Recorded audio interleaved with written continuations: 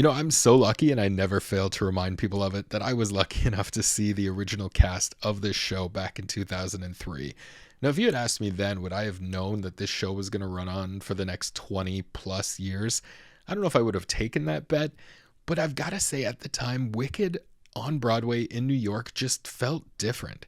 It was something huge for New Yorkers. It was a different experience. It was something special. You could really feel that brewing. Now, to recap a brief history of the show, of course, in 2004, Idina Menzel wins the Tony Award for her amazing portrayal of Elphaba, beating out both Stephanie and her co-star Kristen, who were maybe two of the other frontrunners to take that award as well. How they didn't win Best Musical still baffles me to this day. Avenue Q is great. Puppets, Wicked. I mean, which one is still running? Let's be honest. 2007 sees their first non-English production of Wicked in Tokyo, Japan. And in 2012, a film adaptation is announced. 2012. The film has still yet to release here as we sit here in 2023. Cynthia Erivo and Ariana Grande will absolutely kill it. We have no doubt of that, so it's well worth the wait. Now, if you're even half decent at math, you'll know in 2013, Wicked celebrates its 10th year anniversary. Obviously. Jump ahead to 2022, where Wicked gets its first ever Black Glinda. And in April of 2023, Wicked becomes the 4th longest running show of all time. Bonus points if you could tell me the other 3 shows in the comments below. And now in 2023, Wicked celebrating its 20-year anniversary. And to celebrate, they invited 4 incredible Glindas to record a special edition of Popular. Whenever I see someone less fortunate than I, and let's face it, who isn't less fortunate than I, my tender heart tends to start to bleed. And when someone needs a makeover, I simply have to take over. I know exactly what they need. And even in your case, though it's the toughest case I've yet to face, don't worry, I'm determined to succeed.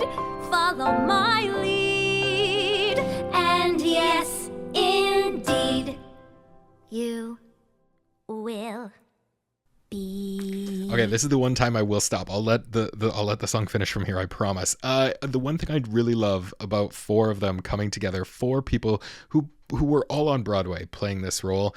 One of only, I think, maybe 40. I think there's only been 40 Glindas in the history of the show, which is incredible over 20 years to be one of 40 people with the pleasure of performing in this role, which is absolutely incredible. What I love to see is everyone's different take on this role or on this song.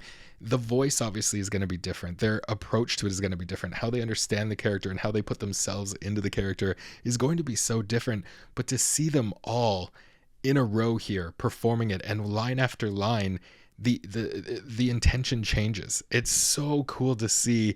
You can compare, videos of them performing in this role back to back, but there's nothing like having all of them, all 4 of them together, singing all at once and hearing the different interpretations come out line after line throughout the entire song. That's what I love the most. I hope you do too. All right, let's go watch. Be popular. You're gonna be popular. I'll teach you the proper ploys when you talk to boys. Little ways to flirt and flounce. I'll show you what shoes to wear, how to fix your hair, everything that really counts. To be popular, I'll help you be popular. You'll hang with the right cohorts. You'll be good at sports. Know the slang you've got to know. So let's start, 'cause you've got an awfully long way to go.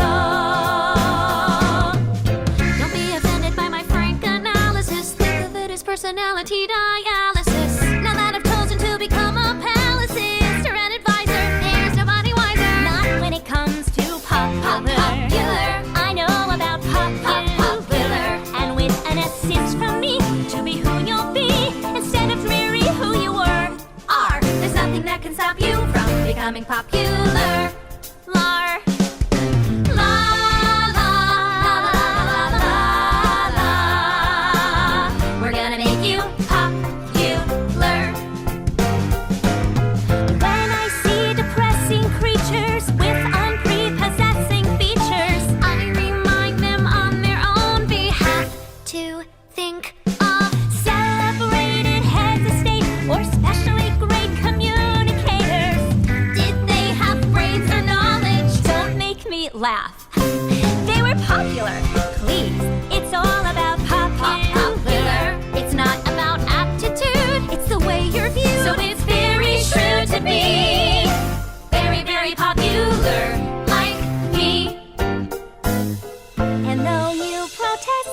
disinterest. I know clandestinely. You're gonna grin and bear it. Your newfound popularity.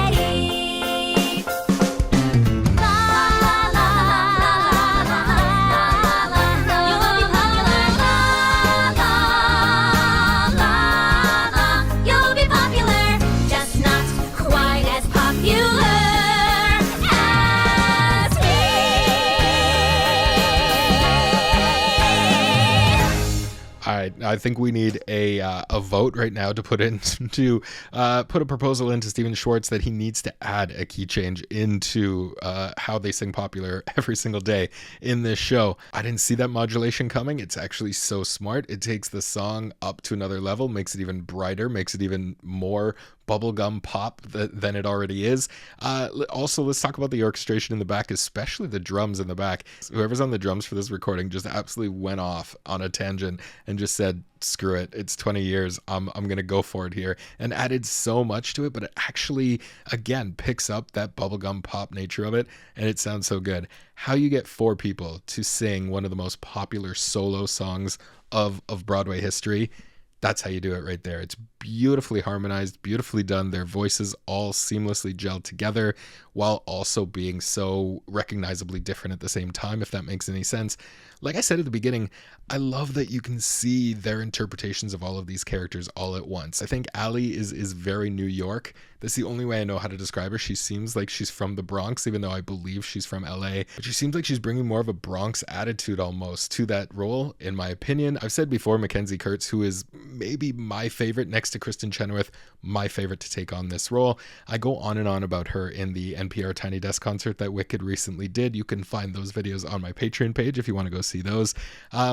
McKenzie, I think, is just absolutely fantastic. I think she's channeling a little bit of Megan Mullally, Karen from Will and Grace. That's really what I get from her. And Cara Lindsay is just so damn expressive. Her eyes, I didn't realize how big she can make her eyes, and just makes the role so much more expressive rather than the sort of deadpan McKenzie approach to it. I absolutely love that one so much. What a great friggin' song Steven wrote for this incredible musical. So good. All right, we're not done there, because of course the 20th anniversary would not be complete without a celebration of maybe the most popular song to hit Broadway in the past 20 years. 4 Elphabas come together to sing Defying Gravity. Something has changed within me. Something is not the same. I'm through with playing by the rules of someone else's game. Too late for second guessing. Too late to go back to sleep. It's time to trust my instincts. God, I love her voice. Close my eyes and leave. It's time to try defying gravity. I think I'll try defying gravity, and you can't pull me down. I'm through accepting limits, 'cause someone says they're so. Some things I cannot change, but till I try, I'll never know. Too long I've been afraid of losing love. I guess I've lost. Well, if that's love, it comes at much too high a cost. I'm too nervous defying gravity.